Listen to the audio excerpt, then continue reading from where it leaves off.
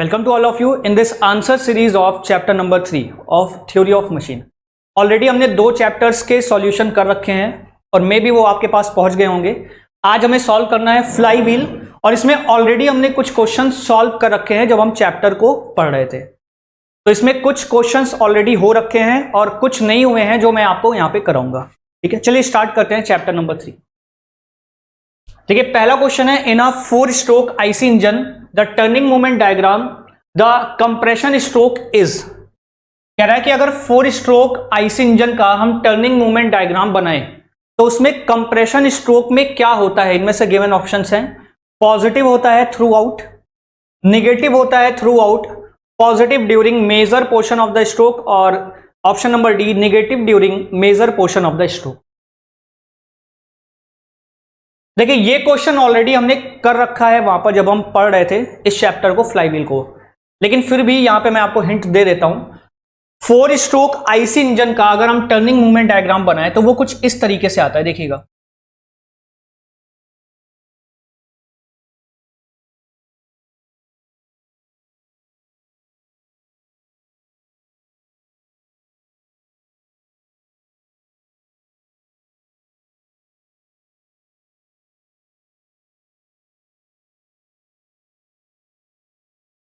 देखिए इस वाले स्ट्रोक को क्या बोलते हैं, दिस स्ट्रोक इज एस, जिसको हम सक्शन स्ट्रोक बोलते हैं। ठीक है, ये होता है सबसे पहले हमारा सक्शन स्ट्रोक, उसके बाद हमारा होता है क्या, कंप्रेशन स्ट्रोक। इसको हम बोलते हैं compression stroke. This is whole negative, यहां पे इतना पोर्शन निगेटिव और यहां पे हल्का सा पॉजिटिव होता है at the end of the suction stroke. ये होता है हमारा पावर स्ट्रोक। ठीक है, इसको हम बोलते हैं पावर स्ट्रोक। ये ऑलरेडी सारी चीजें हमने डिस्कस की हुई हैं चैप्टर में। This is positive through out और इस वाले को हम बोलते हैं एग्जॉस्ट। ठीक है, ये यहां पर निगेटिव है और at the end of the exhaust यहां पे हल्का सा ये पॉजिटिव हो जाता है इस वाले पॉइंट पर आते आते।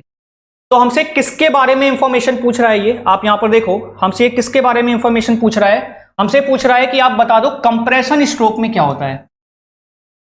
हमसे पूछ रहा है कि कंप्रेशन स्ट्रोक में क्या होता है। तो आप देखिए फिगर देखिए यहां से, this is turning movement diagram. तो सक्शन में क्या है, सक्शन में निगेटिव है but at the end of the suction stroke जाते जाते क्या हो जाता है, पॉजिटिव। ठीक है, कंप्रेशन स्ट्रोक में क्या दिखाई दे रहा है, कंप्रेशन में it is negative through out. देखिए क्या है, ये पूरा का पूरा निगेटिव है, पूरा का पूरा निगेटिव है और हमसे ये कंप्रेशन स्ट्रोक के बारे में ही पूछ रहा है। तो कंप्रेशन स्ट्रोक क्या हो जाएगा यहां पर, निगेटिव थ्रू आउट। ठीक है, तो इसका करेक्ट आंसर क्या हो जाएगा, compression stroke in 4 stroke IC engine is negative throughout. तो करेक्ट आंसर क्या हो जाएगा, ऑप्शन नंबर। क्लियर। चलिए नेक्स्ट क्वेश्चन पर चलते हैं। Question number 2, the ratio of maximum fluctuation of speed to the mean speed is called. देखिए मैं आपको यहां पे एक हिंट दे दूं, जो हमने रेड कलर से यहां पे क्वेश्चन दिए हैं वो ऑलरेडी हमने सॉल्व कर रखे हैं जब हम चैप्टर को पढ़ रहे थे। ठीक है, और जो ब्लैक कलर के क्वेश्चन आएंगे वो हमें यहां पर कराने हैं। वैसे ये क्वेश्चन हमने कर रखा है चैप्टर के साथ, फिर भी देखिए हिंट दे देता हूं आपको। The ratio of maximum fluctuation of speed to the mean speed is called. इसको हम क्या बोलते हैं, coefficient of fluctuation of speed. ठीक है, हमने CS का फॉर्मूला पढ़ा था वहां पर, that n maximum minus of n minimum divided by n mean। यही तो फॉर्मूला था हमारा coefficient of fluctuation of speed का, n maximum minus n minimum, this is the fluctuation of speed, sorry this is the fluctuation of speed. इसको हम बोलते हैं delta n, it is the fluctuation of speed, delta n divided by n mean. और यहां पर n mean की value क्या हो जाएगी, n मीन की वैल्यू हो जाएगी n मैक्सिमम। मीन कैसे निकालते हैं किसी भी चीज का, दोनों नंबर्स को जोड़कर 2 से डिवाइड कर दीजिए। तो मीन कैसे निकालेंगे, n maximum plus n minimum divided by 2, this is the n mean. ठीक है, तो हमसे पूछ रहा है कि मैक्सिमम फ्लक्चुएशन, जिसको हमने क्या बोला है, n maximum minus n minimum, this is my maximum fluctuation, this is my maximum fluctuation. और इसको अगर हम डिवाइड कर दें n मीन से तो क्या आता है हमारा आंसर, CS।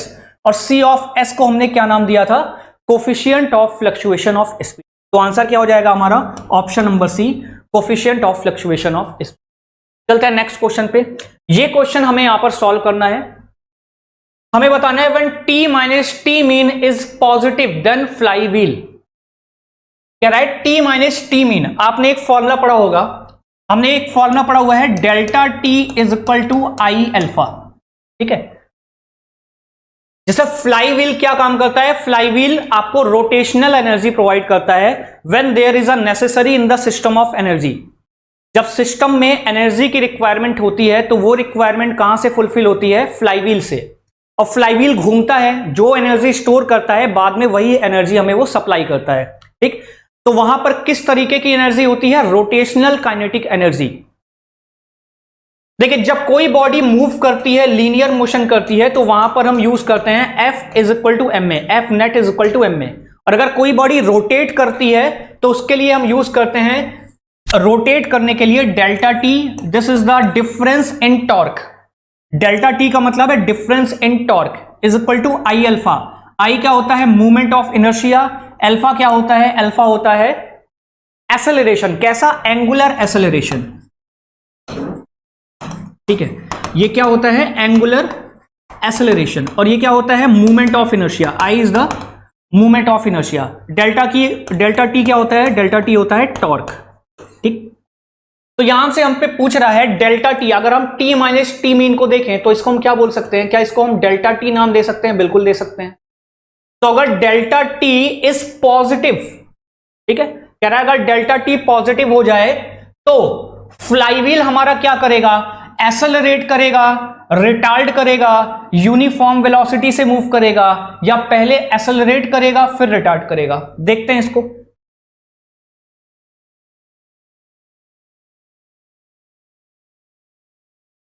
देखिए यहां पे आ जाइए।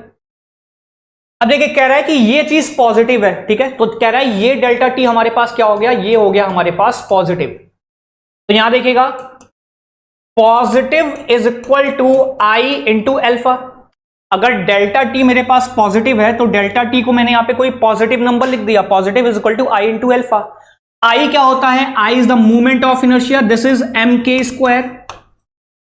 आई की वैल्यू क्या होती है, एम के स्क्वायर।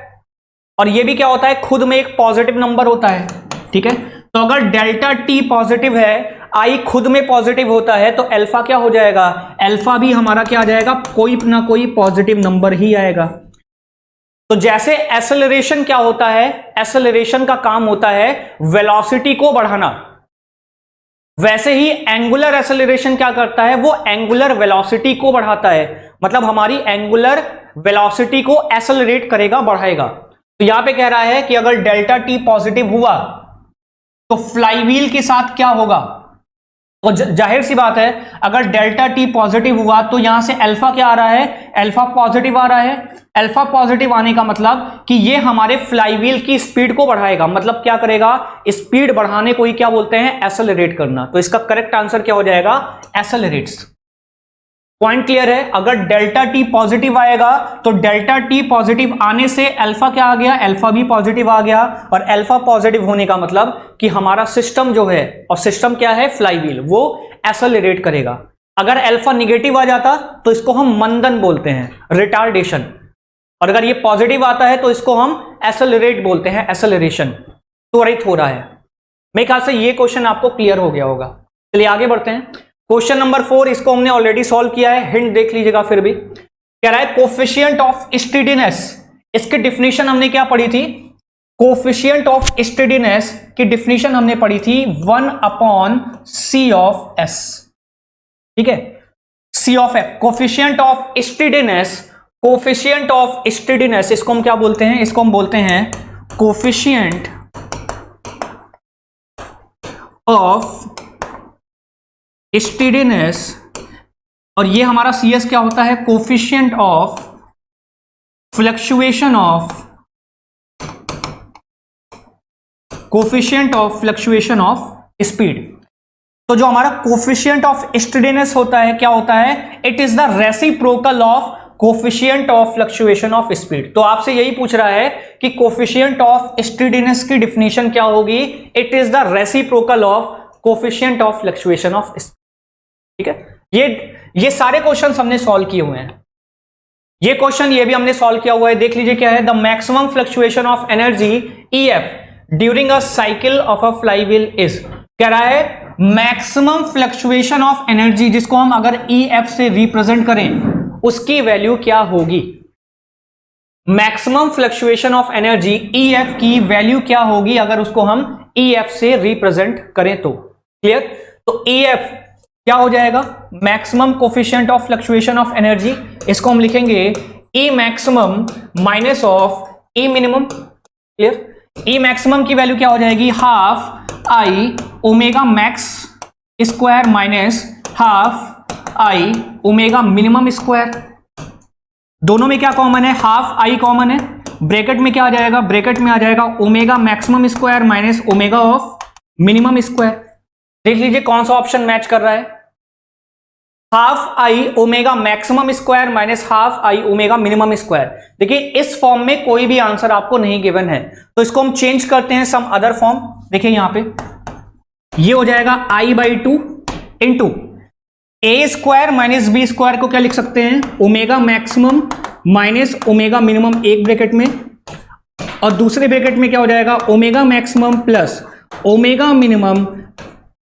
ठीक है, देखिए यहां पे मैं क्या चीज कर रहा हूं, ध्यान से देखिएगा। डिवाइडेड बाई, यहां पर मैंने ओमेगा से डिवाइड कर दिया और यहां पर मैंने ओमेगा से मल्टीप्लाई कर दिया। यहां पर मैंने ओमेगा से मल्टीप्लाई किया, यहां पर ओमेगा से डिवाइड किया। अब इस पूरे टर्म को देखिए, ये पूरा टर्म क्या है? इस पूरे टर्म को एक साथ देखिए, पूरा टर्म एक साथ क्या है? क्या ये आपको coefficient of fluctuation of speed नहीं दिखाई दे रहा है? अभी अभी हमने पढ़ा था delta N divided by omega mean. तो ये हमारा क्या हो जाएगा? Coefficient of fluctuation of speed, जिसको हम किससे रिप्रेजेंट कर रहे हैं? जिसको हम के से रिप्रेजेंट कर रहे हैं। ठीक है, तो इसकी जगह हमने के रख दिया। ठीक है, इसकी जगह हमने के रख दिया। ठीक, omega minimum plus omega maximum, this is omega maximum plus omega minimum. इस वाले दो को अगर मैं इसके नीचे ले जाऊं, इस वाले दो को यहां से हटा के मैं उसके नीचे शिफ्ट कर देता हूं। देखिए इस वाले दो को यहां से मैंने हटाया और इसको मैं यहां पर शिफ्ट कर देता हूं, तो omega maximum plus omega minimum divided by 2, ये क्या बन जाएगा? ये हमारा बन जाएगा ओमेगा। ठीक है, तो एक ओमेगा पहले से है, एक ओमेगा और आ गया, यहां पे क्या बन जाएगा? Omega square. ठीक है, और यहां पे क्या बचा हुआ है आगे? आई। तो आंसर क्या हो गया? आई के इंटू ओमेगा स्क्वायर। कौन सा ऑप्शन दिखाई दे रहा है? ऑप्शन नंबर डी, आई के इंटू ओमेगा स्क्वायर। ये फॉर्मूला मैंने आपको डायरेक्टली याद करवाया था, फिर भी यहां पे मैंने इसको डेराइव करा दिया कैसे आया। ठीक है, तो omega maximum minus omega minimum, इसी को हम बोलते हैं मैक्सिमम फ्लक्चुएशन ऑफ स्पीड। उसके बाद यहां से हमने यहां पर इस फॉर्मूले को डेराइव कर लिया। डायरेक्टली मैंने ये चीज आपको नोट्स में लिखवाई भी है, अगर आपको डायरेक्टली याद है तो बहुत अच्छी बात है, डायरेक्टली एक लाइन में सॉल्व हो जाएगा।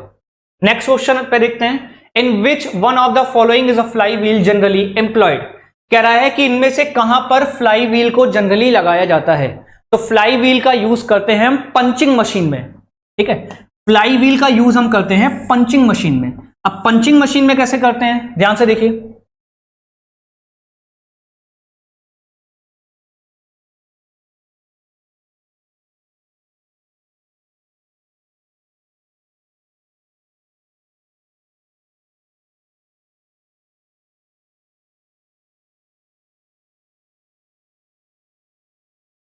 देखिए यहां पर हमने कोई सरफेस ली और उस सरफेस के ऊपर मैंने कोई वर्क पीस रख दिया। WP का मतलब है वर्क पीस। इस वर्क पीस के ऊपर यहां पर एक अरेंजमेंट में हमने यहां पे टूल को लगा रखा है। ठीक है, यहां पे हमने टूल को लगा रखा है। ये टूल का क्या काम है कि जब ये मशीन ऊपर नीचे फ्लक्चुएट करेगी तो टूल भी हमारा क्या करेगा? ऊपर से नीचे आएगा, नीचे से ऊपर जाएगा। ठीक है, जैसे जैसे ये चीज रोटेट कर रही होगी विथ सम ओमेगा स्पीड, तो इसके रोटेट करने की वजह से इसका रेसिप्रोकेटिंग मोशन हो रहा होगा। ठीक है, यहां का जो रोटरी मोशन है, यहां का रोटरी मोशन इस टूल को रेसिप्रोकेटिंग मोशन प्रोवाइड कर रहा होगा, और यहां पर हमने कोई वर्कपीस रखा है जिस पर वो पंचिंग प्रोवाइड कर रहा है। ठीक है, तो जितनी एनर्जी यहां पर जरूरत है उसमें जितनी एनर्जी कम पड़ जाती है वो एनर्जी कौन सप्लाई करता है? वो एनर्जी सप्लाई करने का काम किसका है? फ्लाईव्हील का। ठीक है, वो एनर्जी सप्लाई करने का काम किसका है? फ्लाईव्हील का। फॉर एग्जाम्पल मान लीजिए कहीं पर अगर हमने 12 किलो जूल की एनर्जी जरूरत है, मान लीजिए यहां पे पंचिंग करने के लिए for punching energy needed is 12 kilo joule. हमें 12 किलो जूल की एनर्जी की जरूरत है, लेकिन यहां पर हमने जो मोटर लगा रखा है उस मोटर से हमें सिर्फ मान लीजिए जो मोटर है, मोटर से हमें सिर्फ 7500 किलो जूल की एनर्जी ही मिल पा रही है। तो जो बाकी का 4500 जूल है, किलो जूल, वो कौन सप्लाई करेगा? ये सप्लाई करेगा हमारा फ्लाईव्हील। पॉइंट क्लियर है? तो ये जो एक्स्ट्रा एनर्जी की जरूरत पड़ेगी ये कौन सप्लाई करेगा? ये हमें सप्लाई करेगा फ्लाईव्हील। तो पंचिंग मशीन में यूज करते हैं किसका? फ्लाईव्हील का। बाकी लेथ में, इलेक्ट्रिक मोटर में या तो पहले से ही इलेक्ट्रिक का काम हो रहा है तो उसमें फ्लाईव्हील की कोई जरूरत नहीं है। ठीक है, पंचिंग मशीन में जरूरत पड़ती है फ्लाईव्हील की। तो इसका करेक्ट आंसर हो जाएगा क्या? Option number C, flywheel. Question number 7 पे आइए। In the case of flywheel the maximum fluctuation of energy is, कह रहा है मैक्सिमम फ्लक्चुएशन ऑफ एनर्जी क्या होगा? बताइए, मैक्सिमम फ्लक्चुएशन ऑफ एनर्जी क्या होगा? इसको अभी अभी हमने पढ़ा था। मैक्सिमम फ्लक्चुएशन ऑफ एनर्जी की वैल्यू क्या होती है? EF is equal to E maximum minus of E minimum. Maximum energy minus minimum energy, उसका जो डिफरेंस होगा उसी डिफरेंस को हम क्या बोलेंगे? Maximum fluctuation of energy. तो देख लीजिए इसमें कौन सा ऑप्शन है? Difference between the maximum and minimum energies. तो इसका करेक्ट आंसर क्या हो जाएगा? Option number B. ठीक है, वैसे भी ये रेड कलर का है, तो जब हम इस टॉपिक को पढ़ रहे थे तो ये क्वेश्चन हमने वहां पे सॉल्व किया हुआ था। ठीक है, next question, the function of flywheel is, कह रहा है फ्लाईव्हील का मेन फंक्शन क्या है? To maximum constant speed. Option number B, reduces the fluctuation of speed. Option C, both A and B. Option D, none of these. देखिए flywheel जो होता है उसका काम स्पीड को कांस्टेंट करना नहीं होता। जो भी फ्लाईव्हील होता है उसका काम स्पीड को कांस्टेंट करना नहीं होता, बल्कि फ्लक्चुएशन ऑफ स्पीड को रिड्यूस करना होता है। ठीक है, फॉर एग्जांपल देखिएगा, अगर हमारे पास कोई 4 स्ट्रोक आईसी इंजन है तो उसमें कुछ रैंडमनेस कुछ इस तरीके की मान लीजिए है हमारे साइकिल्स में। ठीक है, तो ये जो टर्निंग मूवमेंट डायग्राम हमने यहां पे बनाया है, torque theta diagram, T theta diagram, तो जब इसमें हम फ्लाईव्हील लगाएंगे तो फ्लाईव्हील इसके फ्लक्चुएशंस को रिड्यूस कर देगा, फ्लक्चुएशंस को खत्म नहीं करेगा। क्या करेगा? वो फ्लक्चुएशंस को रिड्यूस करता है कि जो भी हमारे पास टर्निंग मूवमेंट डायग्राम में फ्लक्चुएशंस बहुत ज्यादा आ रहे थे उनको मिनिमाइज करता है, ना कि पूरी तरीके से खत्म करता है। तो इस डाउट को हटाइएगा अपने दिमाग से कि अगर कोई पूछे कि फ्लाईव्हील क्या स्पीड फ्लक्चुएशंस को पूरी तरीके से खत्म कर देता है, नलीफाई कर देता है, गलत। वो स्पीड फ्लक्चुएशंस को रिड्यूस कर देता है, मिनिमाइज कर देता है, पूरी तरीके से नहीं खत्म करता बल्कि थोड़ा सा मिनिमाइज कर देता है। तो यहां पे करेक्ट आंसर क्या होगा? The function of flywheel is reduces the fluctuation of speed. जो भी स्पीड में फ्लक्चुएशंस आ रहे हैं उन फ्लक्चुएशंस ऑफ स्पीड को फ्लाईव्हील कम कर देगा। पॉइंट क्लियर है? चलिए आगे बढ़ते हैं। आते क्वेश्चन नंबर 9 पे। For a slider crank mechanism with radius R, L length of connecting rod and obliquity ratio, crank rotating at an angular velocity for an angle of the crank। कह रहा है मैचिंग करानी है आपको list 1 को list 2 के साथ। यहां पर भी कुछ पोर्शन गिवन है। तो velocity of piston, acceleration of piston, angular velocity of connecting rod और angular acceleration of connecting rod, तो मैचिंग करानी है। मैंने आपको इसका फॉर्मूला याद करने को बोला था, देख लीजिए सारे फॉर्मूले। वेलोसिटी ऑफ पिस्टन का हमने फॉर्मूला क्या पढ़ा था? अगर आपको याद हो, वेलोसिटी ऑफ पिस्टन का हमने फॉर्मूला पढ़ा था, V is equal to R omega bracket में sine theta plus sine of 2 theta divided by 2n। ये हमने वेलोसिटी ऑफ पिस्टन का फॉर्मूला पढ़ा था, ठीक है। एक्सेलरेशन ऑफ पिस्टन का फॉर्मूला क्या था? एक्सेलरेशन ऑफ पिस्टन का फॉर्मूला यहां पे हमने पढ़ा था आर ओमेगा स्क्वायर ब्रैकेट में cos theta plus cos of 2 theta. ध्यान से देखिएगा यहां पर एन होता है, जैसे साइन के साथ यहां पर 2n आएगा, लेकिन कॉस के साथ यहां पर सिर्फ n आता है। मैंने आपको ये चीज याद करने के लिए हिंट दिया था कि यहां पर कंफ्यूज मत करिएगा। उसके बाद हमने कनेक्टिंग रॉड की एंगुलर वेलोसिटी का फॉर्मूला पढ़ा था। Angular velocity of connecting rod, इसका फॉर्मूला क्या पढ़ा था हमने? Omega cos theta divided by N, ठीक है। And angular acceleration of connecting rod का हमने फॉर्मूला पढ़ा था minus omega square sine theta divided by N, ठीक है। ये हमने फॉर्मूला पढ़ा हुआ था। तो अब मैच करा लीजिए। देखिए वेलोसिटी ऑफ पिस्टन का फॉर्मूला क्या है? आर ओमेगा ब्रैकेट में sine theta plus sign 2 theta divided by 2n। तो देख लीजिए वेलोसिटी ऑफ पिस्टन कहां पे दिया है? आर ओमेगा ब्रैकेट में sine theta plus sign 2 theta divided by 2n। देख लीजिए कहां पर है? यहां पर है आर ओमेगा ब्रैकेट में sine theta sine 2 theta divided by n। तो p की मैचिंग किसके साथ हो जाएगी? p की मैचिंग हो जाएगी 4 के साथ। तो यहां पे हम लिख लेते हैं p की मैचिंग हो गई 4 के साथ, ठीक। वापस से देखिए एक्सेलरेशन ऑफ पिस्टन का फॉर्मूला क्या है? एक्सेलरेशन ऑफ पिस्टन का फॉर्मूला है R omega square cos theta plus bracket में cos theta divided by n। तो देख लीजिए यहां पे गिवन है 2, इसका मतलब Q की मैचिंग 2 के साथ हो जाएगी। तो यहां पे लिख लेते हैं Q की मैचिंग हो गई 2 के साथ, ठीक है। R वाला पोर्शन देखेगा angular velocity of connecting rod. तो angular velocity of connecting rod का फॉर्मूला है omega cos theta by n, omega cos theta by n। इसका मतलब R की मैचिंग किसके साथ हो जाएगी? R की मैचिंग हो जाएगी 1 के साथ। तो यहां पे लिख लेते हैं R1।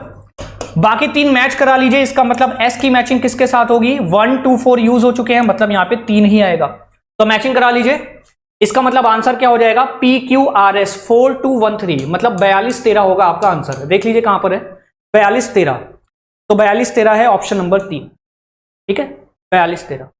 तो करेक्ट ऑप्शन क्या हो जाएगा? इसका करेक्ट ऑप्शन हो जाएगा ऑप्शन नंबर सी। ये सारे के सारे फॉर्मूले हैं जो आपको याद ही होने चाहिए, इसका और कोई ट्रिक नहीं है। चलिए इसी के पार्ट बी पे आते हैं हम। पार्ट बी में जो सबसे पहला क्वेश्चन है, if the rotating mass of rim type flywheel is distributed on another rim type flywheel whose mean radius is half of the mean radius of the former, then the energy stored in the latter at the same speed will be। कह रहा है कि हमारे पास क्या है? if the rotating mass of rim type flywheel is distributed on another rim type flywheel whose mean radius is half the mean radius of the former।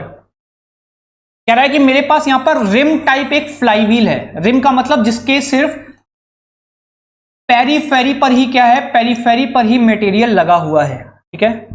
जिसके सिर्फ periphery पर ही मटेरियल लगा हुआ है, इस तरीके।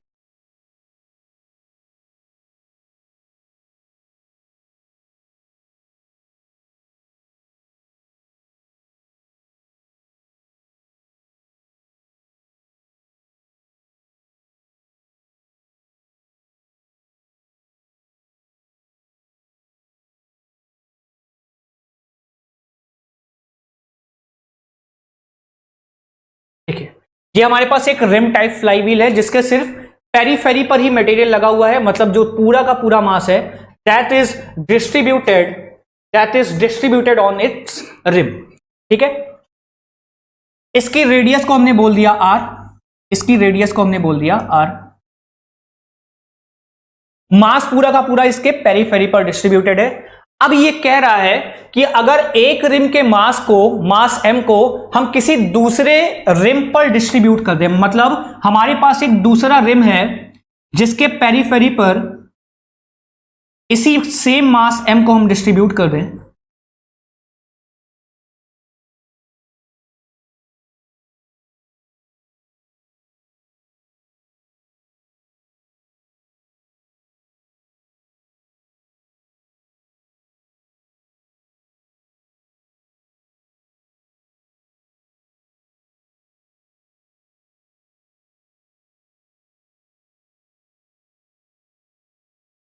कह रहा है कि इस पूरे मास m को हमने इस दूसरे रिम पर ट्रांसफर कर दिया है सेम मास, बट कह रहा है जो रेडियस है इस बार रेडियस r नहीं है, रेडियस उसने आर से बदल के क्या कर दिया, देखिए कह रहा है if the rotating mass m of rim type flywheel is distributed on another rim type flywheel whose mean radius is half of the mean radius of the former। कह रहा है कि यहां पर जो R2 है और यहां पर मेरे पास R1 है, तो कह रहा है R2 की वैल्यू कितनी है, R2 is the half of the farmer, farmer का मतलब है पहले वाले का, R2 is the half R1। ये क्वेश्चन में गिवन है इस वाली लाइन में, ठीक है। कह रहा है कि बाद की जो रेडियस है वो रेडियस पहले वाले की आधी है, half of the former. Then energy store in the latter at the same speed. कह रहा है कि अगर ये भी ओमेगा पर रोटेट कर रहा हो और ये भी ओमेगा पर रोटेट कर रहा हो तो बाद वाले में कितनी एनर्जी स्टोर होगी। तो आपको पता है रोटेशनल काइनेटिक एनर्जी का फॉर्मूला क्या होता है, रोटेशनल काइनेटिक एनर्जी का फॉर्मूला होता है हाफ आई ओमेगा स्क्वायर, ठीक है। रोटेशनल काइनेटिक एनर्जी का फॉर्मूला होता है E is equal to half I omega square, where I is the movement of inertia, where I is the movement of inertia and omega is the speed. क्या दोनों same speed पे rotate कर रहे हैं, बिल्कुल same speed पे rotate कर रहे हैं। तो E1 को मैं क्या लिख सकता हूं, यहां देखिएगा मैं यहां पे लिखता हूं E1 को मैं क्या लिख सकता हूं, E1 is equal to half I1 omega square and E2 is equal to half I omega square, और यहां पे I2 हो जाएगा।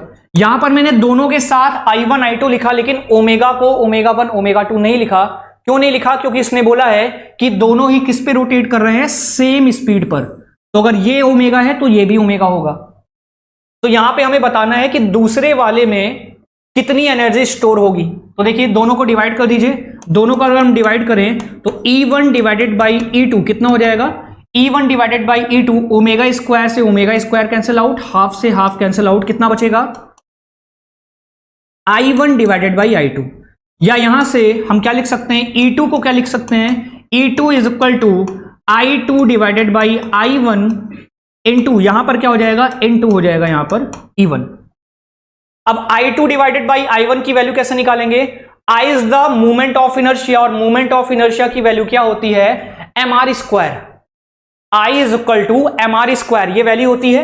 और मास दोनों पर सेम है, उसने बोला है जितना मास यहां पर है उतना ही मास यहां पर ही है, तो I is equal to mr square हो जाएगा। But there is a difference in radius. कह रहा है अगर यहां की रेडियस R1 है तो यहां की रेडियस R2 है, और उसने बता रखा है that R2 is equal to half times of R1। तो यहां पे देखिए E2 इज इक्वल टू क्या हो जाएगा आंसर, यहां पे देखिए क्या लिख रहा हूं मैं, E2 इज इक्वल टू यहां पे हो जाएगा mr स्क्वायर, m से m कैंसिल आउट हो जाएगा m, और यहां पे हो जाएगा R2 स्क्वायर डिवाइडेड बाई यहां पर हो जाएगा m R1 स्क्वायर। यहां पे मैंने दोनों के साथ मास m को क्यों रखा हुआ है, क्योंकि दोनों ही केसेस में मास m सेम है, यहां पर भी मास m है, यहां पर भी मास m है, और यहां पे E1 हो जाएगा, m से m कैंसिल आउट हो गया। R2 की वैल्यू कितनी है, R2 is equal to half times of R1। तो अगर यहां पे मैं R2 बाई R1 का स्क्वायर करूं तो यहां पे 1/4 हो जाएगा। इसका मतलब यहां पे सॉल्व करने पर आंसर कितना हो जाएगा, यहां पर हो जाएगा E2 is equal to 1/4 of E1। इसका ये मतलब हुआ कि जो एनर्जी है वो पहले वाले की 1/4 हो जाएगी, जो बाद में एनर्जी आ रही है E2 वो एनर्जी है जो बाद में है, और E1 वो एनर्जी है जो पहले है। तो E2 is equal to 1/4 times of E1। तो यहां पे जो आंसर हो जाएगा it is the 1/4 of the first one. तो इसका करेक्ट आंसर क्या हो जाएगा, ऑप्शन नंबर। क्लियर। आते हैं क्वेश्चन नंबर 2 पे, मैचिंग करानी है। तो देखिए डीएलेम्बर्ट्स प्रिंसिपल हमने कब पढ़ा था, जब मैं आपको बैलेंसिंग पढ़ा रहा था, ठीक है, जब मैं आपको बैलेंसिंग पढ़ा रहा था और इनर्शिया फोर्स के बारे में पढ़ा रहा था। तो इनर्शिया फोर्स किसके साथ मैच कर जाएगा, इनर्शिया फोर्स मैच कर जाएगा डीएलेम्बर्ट्स के साथ। अच्छा, डीएलेम्बर्ट्स प्रिंसिपल होता क्या है, डीएलेम्बर्ट्स प्रिंसिपल का काम होता है कि वो काइनेमेटिक को स्टैटिक्स में चेंज करता है। मतलब हमारे पास अगर कोई डायनेमिक बॉडी है जो मूव कर रही है, उसको स्टैटिक में लाना हो तो हम क्या यूज करते हैं, डीएलेम्बर्ट्स प्रिंसिपल। और कैसे, मान लीजिए हमारे पास कोई बॉडी है जिसका मास m है, ठीक है, और वो किसी एक्सेलरेशन a से आगे की तरफ जा रहा है। अगर इस पर अपोजिट डायरेक्शन में मैं एक फोर्स m इंटू ए लगा दूं तो ये क्या हो जाएगा, ये कंप्लीट बॉडी स्टैटिक पोजीशन में आ जाएगी। ठीक है, स्टैटिक पोजीशन में आ जाएगी। इसी को हम बोलते हैं डी एलम्बर्ट्स प्रिंसिपल। तो डी एलम्बर्ट्स प्रिंसिपल कहता है the sum of external force and the inertia force on a body is equal to 0। D'Alembert's principle बोलता है कि किसी भी बॉडी पर जितना भी एक्सटर्नल फोर्स लगा है प्लस उस पर जितना भी इनर्शिया फोर्स लगा है, अगर हम सबका सम कर दें तो हमें नेट 0 फोर्स देगा ऑन दैट बॉडी। तो इनर्शिया फोर्स की मैचिंग किसके साथ हो जाएगी, डी एलम्बर्ट्स के साथ। फ्लाईव्हील में हमने टर्निंग मूवमेंट डायग्राम पढ़ा था, तो P की मैचिंग किसके साथ हो जाएगी, P की मैचिंग हो जाएगी 2 के साथ। तो देख लीजिए P की मैचिंग 2 के साथ और इनर्शिया फोर्स की मैचिंग किसके साथ, 3 के साथ। किसमें आ रहा है, P2 और S3 किसमें आ रहा है P2 और S3। तो P2 और S3 किसमें आ रहा है, ऑप्शन नंबर डी में। आपको बाकी दोनों मैच कराने की जरूरत ही नहीं है। वैसे भी अगर आपको पता है दोनों ऑप्शन तो आप मैच करा लोगे, बशर्ते आपको सही आंसर पता हो। लेकिन फिर भी अगर आपको इन दोनों की मैचिंग पता है तो आप बिना इन दोनों को पता लगाए भी आंसर बता सकते हो कि इसका करेक्ट आंसर क्या होगा, ऑप्शन नंबर डी। क्लियर, चलिए आगे बढ़ते हैं। Question number 3, what is the value of radius of gyration of disc type flywheel as compare to the rim type flywheel for the same diameters. कह रहा है कि रेडियस ऑफ जायरेशन बताना है हमें, किसके लिए, डिस्क टाइप फ्लाईव्हील के लिए। किसके कंपैरिजन में, रिम टाइप फ्लाईव्हील के कंपैरिजन में। अब देख लीजिए डिस्क टाइप फ्लाईव्हील और रिम टाइप फ्लाईव्हील कैसा होता है। मैंने अभी अभी आपको बताया कि रिम टाइप फ्लाईव्हील में सारा का सारा मास कहां डिस्ट्रीब्यूट होगा, सारा का सारा मास डिस्ट्रीब्यूट होगा उसके पेरीफेरी पर, इस तरीके से। रिम टाइप फ्लाईव्हील में सारा का सारा मास कहां डिस्ट्रीब्यूट होगा, सारा मास डिस्ट्रीब्यूट होगा उसके पेरीफेरी पर।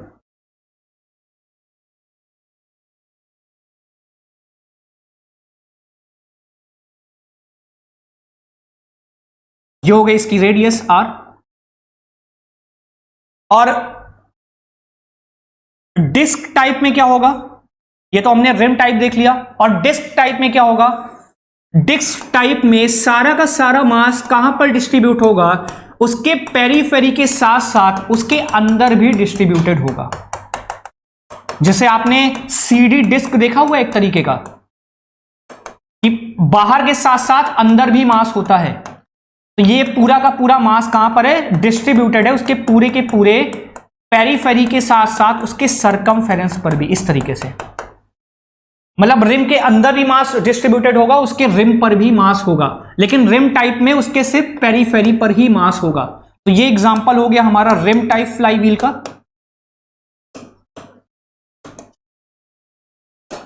ये एग्जांपल हो गया हमारा रिम टाइप फ्लाईव्हील, और ये हो गया हमारा डिस्क टाइप फ्लाईव्हील।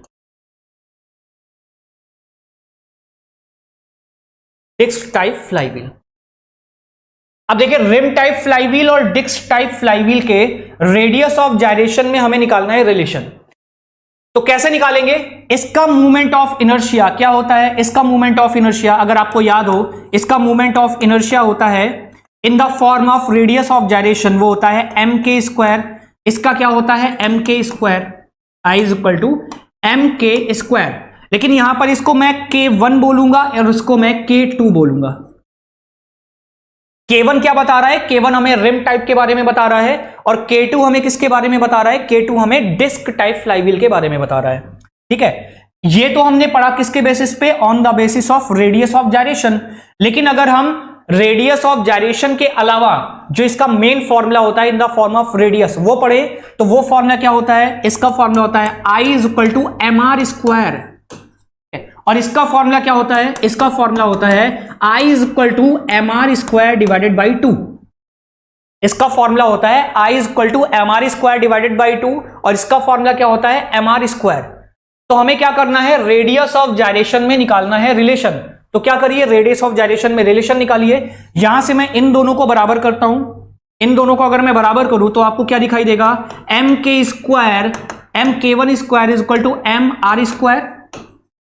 m से m कैंसिल आउट, तो k1 की वैल्यू कितनी हो गई, k1 is equal to r हो गया यहां पर, और यहां पर अगर हम निकालें इन दोनों को बराबर करिए तो m k2 square is equal to कितना हो जाएगा, m k2 square is equal to m r square divided by 2, m से m कैंसिल आउट, k2 की वैल्यू कितनी हो गई, ये हो गया r डिवाइडेड बाई √2। r की जगह हम क्या रख सकते हैं, r की जगह देखिए क्या रख सकते हैं, r की जगह क्या हम k1 रख सकते हैं, वहां पुट करिए तो k2 की वैल्यू कितनी हो जाएगी, k2 is equal to k1 divided by √2। k2 की वैल्यू क्या आ गई, k2 is equal to k1 divided by √2। तो आंसर क्या आ गया, what is the value of radius of gyration of disc type. तो डिस्क टाइप के रेडियस ऑफ जायरेशन को ही तो हमने क्या बोला है, k2 बोला है, और इसकी वैल्यू क्या आ रही है, इसकी वैल्यू आ रही है 1/√2 टाइम्स ऑफ k1।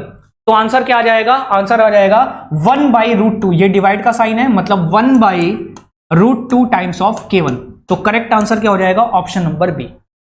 ठीक, या यहां से आप ये भी बोल सकते हो कि रेशियो अगर हमें निकालना है, रेशियो आप क्या बोल सकते हो, k2/k1। यहां देखिए अगर रेशियो निकालना होता तो k2 डिवाइडेड बाई k1 की वैल्यू क्या आ जाती, ये 1/√2 आ जाती। तो ऐसे भी पूछा जा सकता है, what is the ratio of radius of gyration of disc type to the rim type, ये भी पूछा जा सकता है, या कितने टाइम्स हो सकता है, ये भी पूछा जा सकता है। तो आंसर क्या आ गया, 1/√2। क्लियर। चलिए नेक्स्ट क्वेश्चन पे आते हैं। A flywheel of movement of inertia 9.8 kg metre square fluctuates by 30 rpm for fluctuation in energy of 1936 joules. The mean speed of the flywheel is. कह रहा है हमको मीन स्पीड ऑफ फ्लाईव्हील निकालना है, मतलब ओमेगा निकालना है। हमने fluctuation of speed delta E का फॉर्मूला क्या पढ़ा हुआ है, डेल्टा ई जिसको हम स्मॉल ई से भी रिप्रेजेंट करते हैं, इसका फॉर्मूला होता है I omega square C of S. ठीक है, I omega C of S. कह रहा है ये एनर्जी आपको दे रखा है, कह रहा है जो coefficient of fluctuation of speed है, मतलब फ्लक्चुएशन ऑफ एनर्जी है, दैट इज 1936 जूल। ये आपको क्या दे रखा है, डेल्टा ई। फ्लाईव्हील का मूवमेंट ऑफ इनर्शिया दे रखा है, आपको आई की वैल्यू गिवन है कितना, 9.8, मतलब आपको आई गिवन है, ई गिवन है, और क्या दे रखा है, आपको यह भी बता रखा है कि स्पीड कितने से फ्लक्चुएट कर रही है, 30 आरपीएम से। कह रहा है स्पीड 30 आरपीएम से फ्लक्चुएट कर रही है। इट मींस आपको ये क्या गिवन है, ये हमें गिवन है n2 - n1 is equal to, क्योंकि हमें ये आरपीएम में गिवन है, अगर ये रेडियन पर सेकंड में गिवन होता तो इसको मैं ω2 - ω1 लिखता। मैंने आपको बताया था कि ओमेगा एंगुलर स्पीड की जो यूनिट होती है दैट इज रेडियन पर सेकंड। ठीक है, और n की जो यूनिट होती है रेवोल्यूशन की, वो होती है आरपीएम। तो यहां पे हमें आरपीएम गिवन है, आरपीएम का मतलब है ये मुझे n गिवन है। अगर ये रेडियन पर सेकंड में गिवन होता तो इसको मैं ω2 - ω1 लिखता। यहां पे लिखा हुआ है कि स्पीड कितने से फ्लक्चुएट कर रही है, मतलब डिफरेंस वो 30 आरपीएम से कर रही है। तो क्या यहां से मैं ω2 - ω1 निकाल सकता हूं, बिल्कुल, क्योंकि CS का फॉर्मूला क्या होता है, देखिए E इज इक्वल टू, इसको मैं लिख सकता हूं I ओमेगा स्क्वायर, और CS को मैं लिख सकता हूं ω2 - ω1 डिवाइडेड बाई ओमेगा। क्या ऐसा लिख सकते हैं, क्योंकि CS का फॉर्मूला हमने यही पढ़ा हुआ है, coefficient of fluctuation of speed. एक ओमेगा से दूसरा ओमेगा यहां पे कैंसिल आउट, तो फॉर्मूला क्या बचेगा, E is equal to I into omega, और यहां पर आ जाएगा ω2 - ω1। क्या यहां से मैं ω2 - ω1 निकाल सकता हूं, बिल्कुल। कैसे निकलेगा, यहां पे देखिए, यहां पे 2π/60 से दोनों साइड मल्टीप्लाई करिए, तो यहां पर आ जाएगा 2πn2 divided by 60 minus 2πn1 divided by 60 is equal to, यहां पे क्या आ जाएगा 30 इंटू 2π/60। अगर मैं दोनों साइड 2π/60 से मल्टीप्लाई कर दूं तो ये 2nπ डिवाइडेड बाई 60 क्या बन जाएगा, ये बन जाएगा ω2 माइनस ये क्या बन जाएगा, ये बन जाएगा ω1, और इसकी वैल्यू कितनी आ गई, 30 से 60 जाएगा 2 टाइम्स, 2 से 2 कैंसिल आउट, कितना आ गया पाई। इसका मतलब ω2 - ω1 की वैल्यू क्या आ गई, इतने की वैल्यू हमने निकाल लिया पाई। ठीक, वैल्यू रखिए, E की वैल्यू कितनी है 1936 इज इक्वल टू, 9.8 ओमेगा हमें कैलकुलेट करना है और ओमेगा 2 माइनस ओमेगा 1 की वैल्यू कितनी है पाई। इसको आपको सॉल्व करना है और आंसर आपको किस में निकालना है, ध्यान रखिएगा, आंसर आपको निकालना है आरपीएम में। ध्यान रखिएगा, आंसर आपको निकालना है आरपीएम में। तो आरपीएम में निकालना है तो इसको मैं पहले से ही आरपीएम में चेंज कर लेता हूं। कैसे चेंज होगा, 2 पाई एन डिवाइडेड बाई 60। ओमेगा की जगह हम क्या रखेंगे, 2 एन पाई डिवाइडेड बाई 60। तो यहां तक नोट करिए क्योंकि बाकी चीजों को मैं हटा रहा हूं, ठीक है, इसको मैं डिलीट कर रहा हूं। तो यहां पे 1936 इज इक्वल टू, हमने फॉर्मूला क्या पढ़ा, आई ओमेगा और यहां पर ओमेगा 2 माइनस ओमेगा 1। ये हो गया 1936 इज इक्वल टू, आई की वैल्यू है 9.8, ओमेगा हमें कैलकुलेट करना है और ओमेगा 2 माइनस ओमेगा 1 की वैल्यू हमने पढ़ी है क्या, पाई। अभी अभी हमने कैलकुलेट किया, ठीक है। ओमेगा हमें कैलकुलेट करना है बट किसमें करना है, आरपीएम में, नॉट इन रेडियन पर सेकंड। तो इसको मैं आरपीएम में पहले से कैलकुलेट चेंज कर लेता हूं। तो ओमेगा की वैल्यू होती है 2 पाई एन डिवाइडेड बाई 60 और यहां पर आ जाएगा पाई और यहां पर आ जाएगा 1936, ठीक है। इसको आपको सॉल्व करना है और सॉल्व करने पर जो भी एन आएगा वही हो जाएगा आपका आंसर, ठीक है। तो आपका जिम्मा यही है, आपके सामने सारी की सारी वैल्यूज गिवन है, इसको आपको कैलकुलेट करना है। कैलकुलेट करने के बाद जो भी आंसर आएगा वही हो जाएगा आपका आंसर, क्लियर। तो यहां से आप एन को सॉल्व कर लीजिएगा। एन को सॉल्व करेंगे आप, क्या आ जाएगा answer, N is equal to 1936 multiply by 60 divided by 9.8, यहां पर 2 पाई नीचे आ जाएगा और यहां पे ये वाला पाई भी नीचे आ जाएगा। इसी को आप कैलकुलेट कर लीजिएगा, आपका आंसर आपके सामने, ठीक। चलिए आते हैं नेक्स्ट क्वेश्चन पे। If CF is the coefficient of fluctuation of speed of flywheel, then the ratio of omega maximum divided by omega minimum। कह रहा है CF की वैल्यू क्या है, कह रहा है CF is equal to coefficient of fluctuation of speed, और coefficient of fluctuation of speed का फॉर्मूला हम जानते हैं, omega maximum minus omega minimum divided by omega mean. ये हमने फॉर्मूला पढ़ा हुआ है। और ओमेगा मीन को भी क्या लिख सकते हैं, omega maximum minus omega minimum divided by, इस ओमेगा मीन को भी क्या लिख सकते हैं, इसको हम लिख सकते हैं omega maximum plus omega minimum divided by 2, ये लिख सकते हैं। और ये हो गया CF, ठीक है। ये वाला 2 कहां जाएगा, ये वाला 2 चला जाएगा सबसे ऊपर, ठीक है। और सबसे ऊपर जाने के बाद उसको मैं CF के नीचे भेज देता हूं। मतलब अगर इसको हम कैलकुलेट करेंगे तो ये कैसे आ जाएगा, CF is equal to omega maximum minus omega minimum divided by omega maximum plus omega minimum और यहां पर आ जाएगा 2। और इस वाले 2 को अगर मैं CF के नीचे भेज दूं तो किस तरीके से ये चीज बन जाएगी, देखिए। तो ये बन जाएगा CF डिवाइडेड बाई 2। अब मुझे यहां पर निकालना है omega maximum divided by omega minimum, omega maximum बटे में ओमेगा मिनिमम की वैल्यू।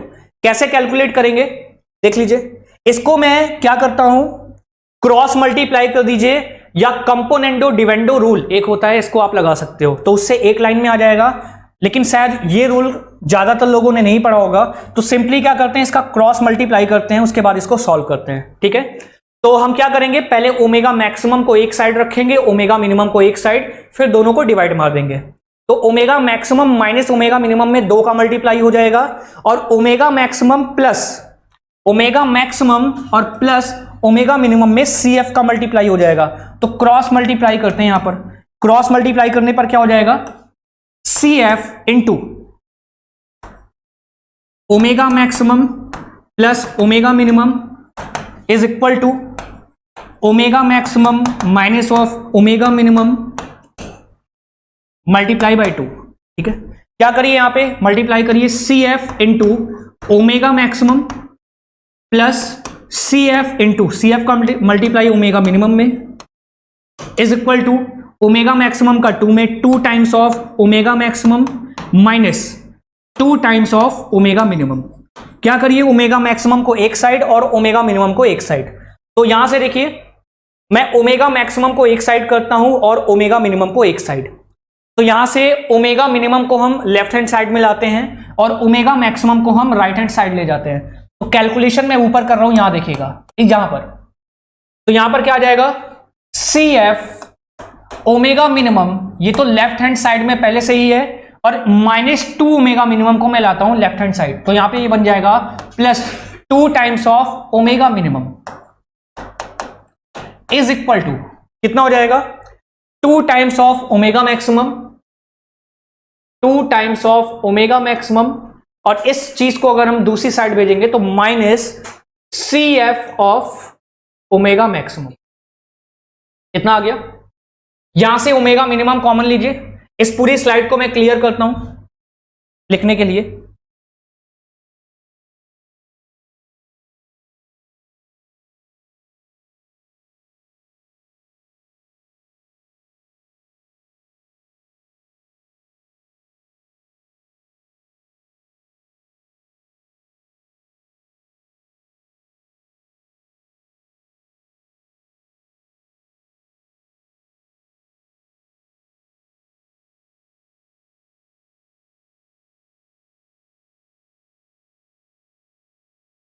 वापस यहां पे आ जाइए।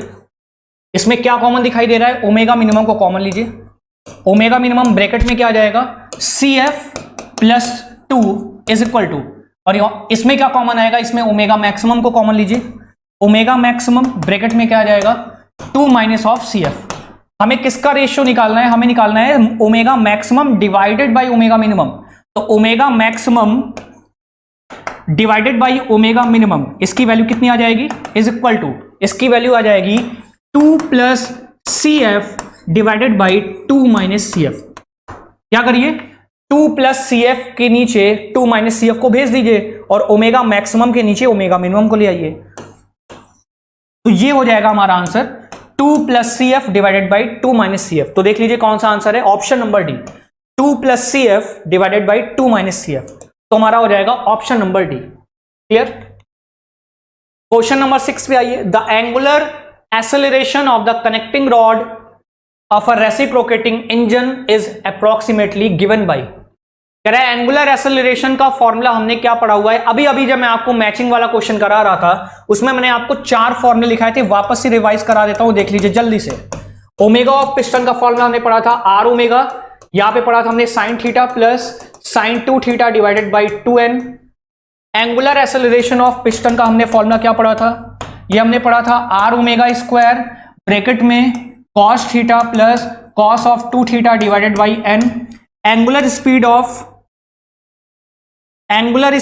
कनेक्टिंग रॉड का फॉर्मूला क्या पढ़ा था, angular speed of connecting rod का फॉर्मूला पढ़ा था हमने omega cos theta divided by n। और angular acceleration of connecting rod का फॉर्मूला हमने पढ़ा था minus of omega square sin theta divided by n।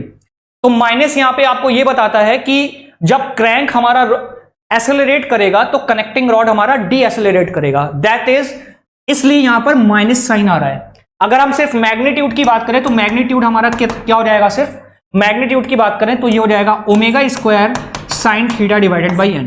अगर हम माइनस साइन को हटा दे तो आंसर क्या दिखाई दे रहा है, omega square sin theta divided by n। तो देख लीजिए किस ऑप्शन में गिवन है, ऑप्शन नंबर ए, ठीक है, omega square sin theta divided by n। तो करेक्ट आंसर हो जाएगा option number A, angular acceleration of connecting rod. Next question पे आते हैं। The displacement of the piston of reciprocating engine is equal to. ये question already हमने solve कर रखा है, वहां पे 2 टाइम्स हमने सॉल्व किया हुआ इस क्वेश्चन को जब हम चैप्टर को पढ़ रहे थे, ठीक है। तो इस क्वेश्चन को आप वहां पे रेफर करिएगा, लेक्चर जब हम पढ़ रहे थे फ्लाईव्हील। क्वेश्चन नंबर 8 पे आते हैं। The essential condition of placing the 2 masses so that the system becomes dynamically equivalent system. ये भी हमने पढ़ा हुआ है कि जब हम डायनेमिकली इक्विवेलेंट सिस्टम पढ़ते हैं तो वहां पे हम जो रेडियस ऑफ जायरेशन होता है kg, उसको हम 2 मासेस, जिसको हम सेंटर ऑफ मास से एक को L1 और दूसरे को L2 डिस्टेंस पर पुट करते हैं, आंसर क्या आता है L1 इंटू L2, ठीक है। तो यहां पे थोड़ा सा मिसप्रिंट है, ये वाला जो 2 है, ये वाला 2 यहां पर ना होके थोड़ा यहां पर होगा kg ऑफ स्क्वायर। तो इसका करेक्ट आंसर होगा L1 L2 is equal to k of g square. इसको हमने सॉल्व किया हुआ है वहां पर जब हम चैप्टर को पढ़ रहे थे। क्लियर। इस वाले क्वेश्चन में आइए, the length of simple pendulum which gives the same frequency as the compound pendulum. देखिए कह रहा है कि लेंथ ऑफ सिंपल पेंडुलम हमें बताना है which gives the same frequency as the compound pendulum is. तो हमने एक रिलेशन पढ़ा हुआ है L1 L2 is equal to K of G square, ये हम जानते हैं for the dynamically equivalent system.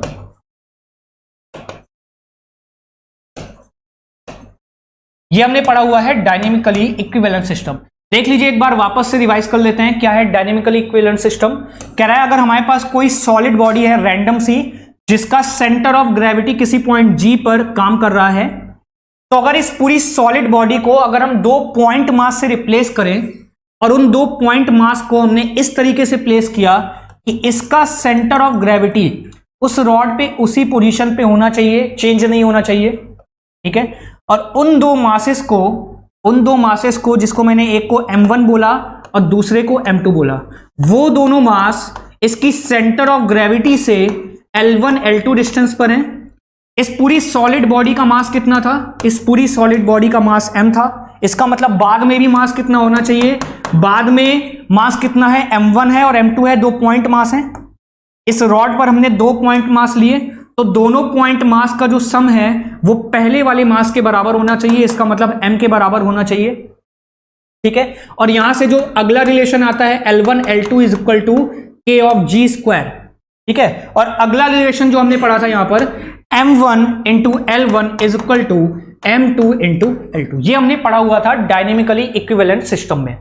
तो कह रहा है कि अगर इसकी हमें लेंथ निकालनी हो सिंपल पेंडुलम की, तो सिंपल पेंडुलम की लेंथ अगर मुझे M1 वाले एंड से निकालना हो तो क्या होगा? तो M1 वाले एंड से इसकी जो लेंथ होगी, एक तो सेंटर ऑफ ग्रेविटी तक की लेंथ देख लीजिए कितनी हो गई, L1। सेंटर ऑफ ग्रेविटी तक की लेंथ कितनी हो गई? L1 हो गई। तो देखिए यहां पे आंसर लिख रहा हूं मैं, इसकी हमें टोटल लेंथ निकालनी है, तो हम क्या लिखेंगे? L1 तो हो गई यहां से सेंटर ऑफ ग्रेविटी तक, प्लस क्या दिखाई दे रहा है हमें? प्लस हमें यहां पे दिखाई दे रहा है L2, प्लस L2 ही तो दिखाई दे रहा है। अब इस L2 की वैल्यू कैसे लिखेंगे? ध्यान से देखिए, L1 प्लस इस L2 की वैल्यू को क्या लिखेंगे? इस L2 की वैल्यू को क्या लिखेंगे? यहां से देखिए L2 की वैल्यू क्या आ जाएगी? L2 की वैल्यू यहां से हम निकाल सकते हैं, L2 is equal to K of G square divided by L1। यहां से हम L2 की वैल्यू को निकाल सकते हैं, K of G square divide में जाएगा L1। इस L2 की वैल्यू को यहां पे पुट करिए, क्या आ जाएगा? K of G square divided by L1, इस तरीके से लिख सकते हैं। क्रॉस मल्टीप्लाई, एलसीएम ले लीजिए, एलसीएम लेने पर क्या आ जाएगा? L1 square plus K of G square divided by L1। तो इसका करेक्ट आंसर क्या आ जाएगा? L1 square plus KG square divided by L1। तो करेक्ट आंसर क्या है? Option number C, L1 square plus KG square divided by L1। Clear? Question number 10, in a flywheel the value of safe stress is 25 mega newton per metre square, density आपको given है, the maximum peripheral velocity. देखिए इसका formula आपको याद रखना है, formula इसका होता है sigma is equal to rho v square. कह रहा है फ्लाई व्हील में जो सेफ स्ट्रेस का फॉर्मूला होता है वो फॉर्मूला होता है sigma is equal to rho into v square, where sigma is the stress, rho is the density and v is the peripheral velocity. v is the peripheral velocity। सारी values को यहां पे रखिए और मैक्सिमम पेरिफेरल वेलोसिटी v को calculate करिए। तो sigma कितना गिवन है? सिग्मा हमें गिवन है 25 मेगा न्यूटन, का मतलब होता है 10 to the power 6 is equal to density, density कितने गिवन है? यह है 10 टू द पावर 4, ठीक है, 10 टू द पावर 4 और यहां पर हो जाएगा v स्क्वायर।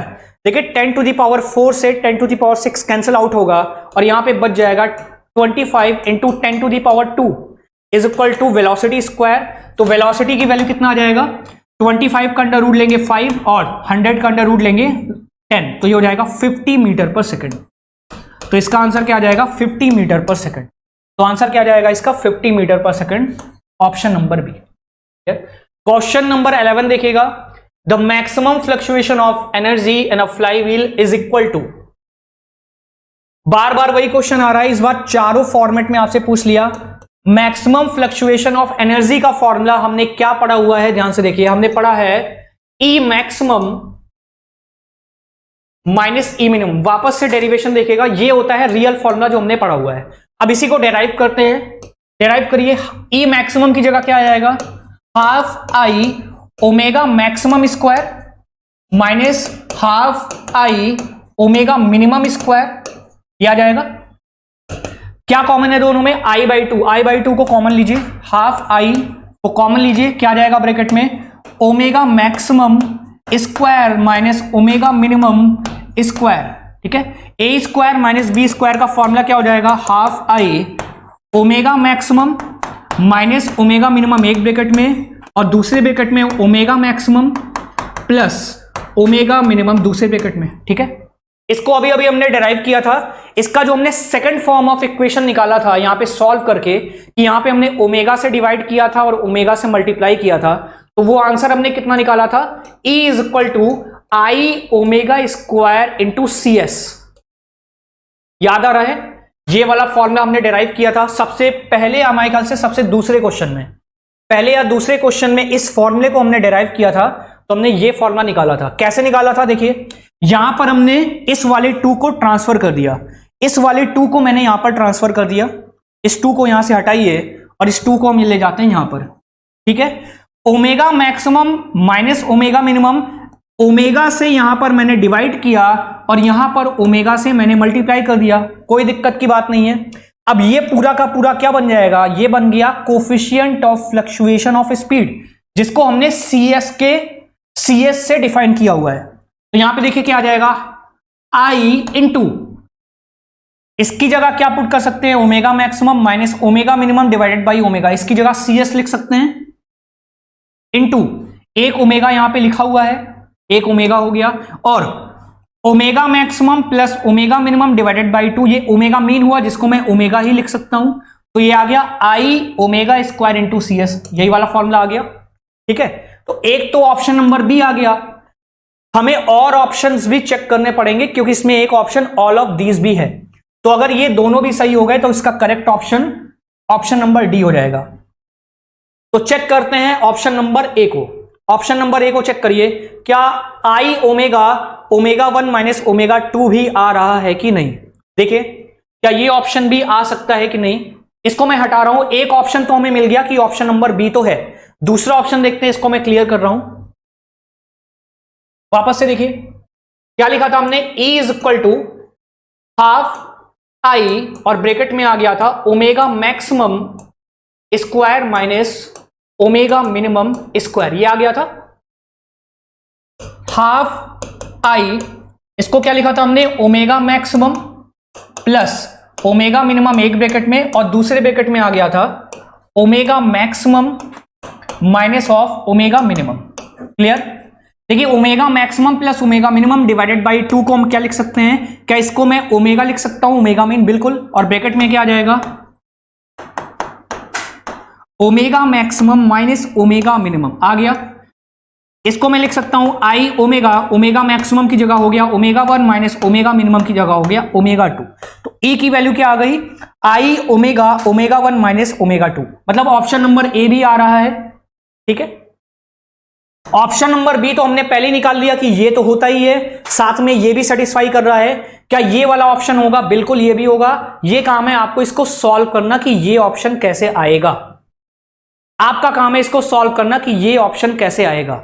ई की जगह आपको पता है क्या होता है, देख लीजिए ई की वैल्यू मैंने आपको बताई थी, rotational kinetic energy half I omega square होती है, हाफ आई ओमेगा स्क्वायर ई की जगह हम पुट कर सकते हैं, और साथ में यहां पे है C of S, C of S ये हो गया।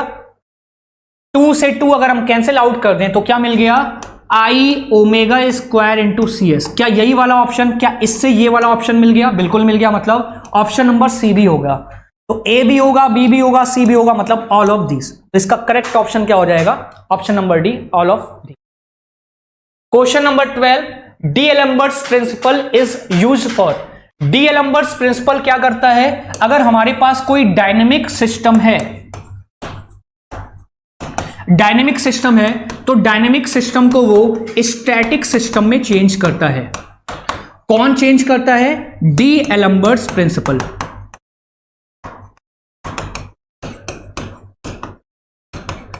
डीएलम्बर्ट्स प्रिंसिपल। ठीक है, तो डीएलम्बर्ट्स प्रिंसिपल क्या बोलता है कि लेट्स से अगर हमारे पास कोई बॉडी है, कोई रैंडम सी बॉडी जिसका मास m है, आगे की तरफ मूव कर रहा है विथ सम एक्सेलरेशन a, ठीक है, उस पर कोई एक्सटर्नल फोर्स लगा है, अगर उस पर मैं उतना ही अपोजिट फोर्स लगा दूं, मतलब -m(a) कर दूं, तो क्या बॉडी रेस्ट की पोजीशन में आ जाएगी? बिल्कुल आ जाएगी, क्योंकि m इंटू ए आगे की तरफ है, -m इंटू ए पीछे की तरफ लगा देंगे तो इस पर नेट फोर्स कितना आ जाएगा?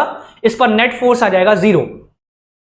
तो डीएलम्बर्ट्स प्रिंसिपल यही बोलता है that sum of external force plus sum of inertia force on any body, sum of external force plus sum of inertia force is equal to 0।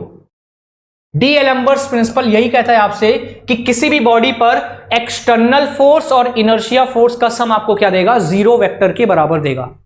ठीक है, इसका मतलब क्या है कि वो हमारे डायनेमिक सिस्टम को किसमें चेंज कर रहा है? स्टैटिक, चलते हुए सिस्टम को वो रुके हुए सिस्टम में ट्रांसफर करता है।